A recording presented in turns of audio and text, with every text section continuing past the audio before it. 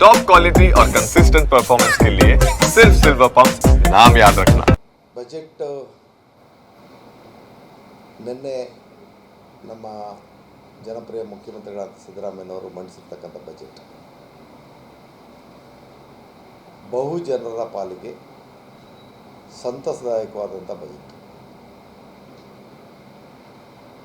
ವಿಶೇಷವಾಗಿ ದಮನಿತರಿಗೆ ಯೋಜನೆಗಳ ಮಹಾಪೂರ.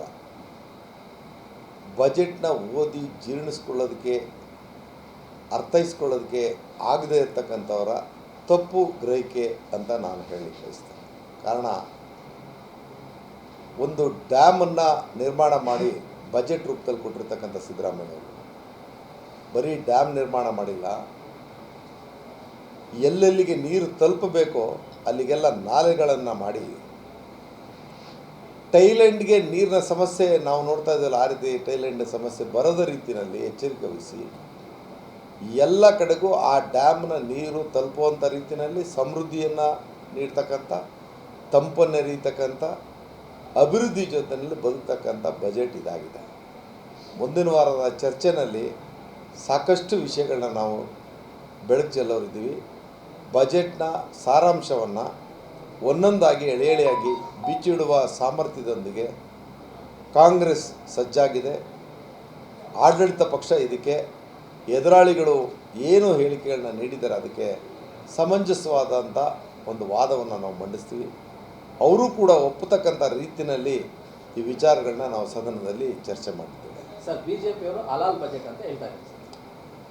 ಈಗ ಒಲ್ಲದ ಗಂಡನಿಗೆ ಮೊಸರಲ್ಲಿ ಕಲ್ಲು.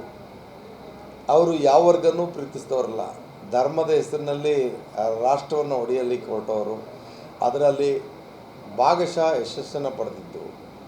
ಮುಂದಿನ ದಿನ ಅದು ಅವ್ರಿಗೆ ಮಾರಕ ಆಗೋ ದಿನ ಬರ್ತಾ ಇದೆ. ಅದಕ್ಕೆ ಅವ್ರು ಬೇರೆ ಇನ್ನೇನು ಅವರಲ್ಲಿ, ನಾನು ವಿದ್ಯಾರ್ಥಿ ದಶೆಯಿಂದ ನೋಡ್ತಾ ಇದ್ದೆ, ಅವರು ಧರ್ಮಾಧಾರಿತವಾಗಿ ಮಾತಾಡೋದು ಬಿಟ್ಟರೆ ವಿಷಯಾಧಾರಿತವಾಗಿ, ಅಭಿವೃದ್ಧಿ ಆಧಾರಿತವಾಗಿ, ಅಥವಾ ಈ ಹ್ಯಾವ್ಸ್ ಆ್ಯಂಡ್ ಹ್ಯಾವ್ ನಾಟ್ಸ್, ಉಳ್ಳವರು ಮತ್ತು ಬಡವರ ಅಂತರವನ್ನು ಕಡಿಮೆಗೊಳಿಸ್ತಕ್ಕಂಥ ಯೋಜನೆಗಳೇ ಅವರದ್ದಿಲ್ಲ. ಅವರಿಗೆಲ್ಲ ಅಂಬಾನಿ, ಅದಾನಿ ಆಗಿರಾಕಿಗಳು. ಹಾಗಾಗಿ ಅವ್ರ ಬಗ್ಗೆ ನಾವು ಹೆಚ್ಚಾಗಿ ಮಾತಾಡೋದ್ರಿಂದ ಏನು ಪ್ರಯತ್ನ. ರಾಜ್ಯಾದ್ಯಂತ ಪ್ರತಿಭಟನೆಗಳು ಮಾಡ್ತಾ ಇದ್ದಾರೆ ಸರ್, ಪ್ರತಿ ಜಿಲ್ಲೆಗಳಲ್ಲೂ ಕೂಡ. ಈಗ ನಾವು ಅದನ್ನು, ಅವರ ಹಕ್ಕನ್ನು ನಾವೇನು ಮೊಟಕುಗೊಳಿಸೋದಿಲ್ಲ. ಅದಕ್ಕೆ ವಿಷಯಾಧಾರಿತವಾಗಿ ಮಾಡಿ, ವಿಷಯನೇ ಇಲ್ಲದೆ ಇರ್ತಕ್ಕಂಥ ವಿಷಯನ ಎತ್ಕೊಂಡು ಅವ್ರು ಪ್ರತಿಭಟನೆ ಮಾಡ್ತಾರೆ ಅಂತಾರೆ. ಅವರ ಬೌದ್ಧಿಕ ಮಟ್ಟನ ಅವರು ತೋರಿಸ್ಕೊತಾ ಇದ್ದಾರೆ ಅಷ್ಟೇ. ಬಜೆಟ್ ಬಗ್ಗೆ ಟೀಕೆ ಮಾಡೋಕ್ಕೆ ಬೇರೆ ವಿಚಾರ ಇಲ್ಲ ಅಂತ ಈ ವಿಚಾರ ತಗೊಂಡಿದ್ದಾರೆ ಸರ್. ನಿಮಗೆ ಗವರ್ನರ್ ಸ್ಪೀಚ್ ಮೇಲೆ ಅವರು ಮಾತಾಡೋದಂಥ ವಿಚಾರಗಳನ್ನ ಗಮನಿಸಿದ್ದೀನಿ. ಯಾವುದಾದ್ರು ಒಂದು ಅಂಶ ತಪ್ಪಾಗಿತ್ತು ಅಂತ ಹೇಳಿದ್ರ, ನೀವು ಇದನ್ನು ಅನುಷ್ಠಾನ ಮಾಡಿಲ್ಲ, ಇದನ್ನು ಹೇಳೋದು ಸುಳ್ಳು ಅಂತ ಹೇಳಿದ್ರ, ಸುಳ್ಳು ಹೇಳ್ಸಿದಿರಿ ಅಂತ ಹೇಳಿದ್ರು ಹೊರತು ಯಾವುದನ್ನ ಸುಳ್ಳು ಹೇಳ್ಸಿದ್ರಿ ಅಂತ ಒಂದಾರು ಅಂಶ ಅಂತ ಹೇಳಿದ್ರ ನಾನು ಗಮನಿಸ್ತಾ ಇದ್ದೆ. ರಾಜ್ಯಪಾಲ ನಾವು ಬರ್ಕೊಟ್ಟಿದ್ದದ್ದು ಸುಳ್ಳು ಅನ್ನೋದಾದರೆ ಅದನ್ನು ನಿರೂಪಣೆ ಮಾಡ್ತಕ್ಕಂಥ ಅವಕಾಶಗಳು ಪೂರ್ತಿ ಅವ್ರಿಗೆ ಇದ್ದದ್ದು. ಅದು ಯಾವುದನ್ನು ಹೇಳ್ದೇನೆ ಇದನ್ನು ಗವರ್ನರ್ ಕೈಲಿ ಸುಳ್ಳು ಹೇಳ್ಸಿರಿ ಅಂತಲೇ ಮಾತ್ರ ಹೇಳಿದ್ರು. ಯಾವ್ಯಾವ ವಿಚಾರ ಸುಳ್ಳು ಒಬ್ಬರು ಹೇಳಿಲ್ಲ. ಅದಕ್ಕೆ ಬಿಟ್ಬಿಟ್ಟು ಬೇರೆ ಡಿವಿಯೇಟ್ ಆಗಿ ಬೇರೆ ಬೇರೆ ವಿಚಾರಕ್ಕೆ ಹೋದರು.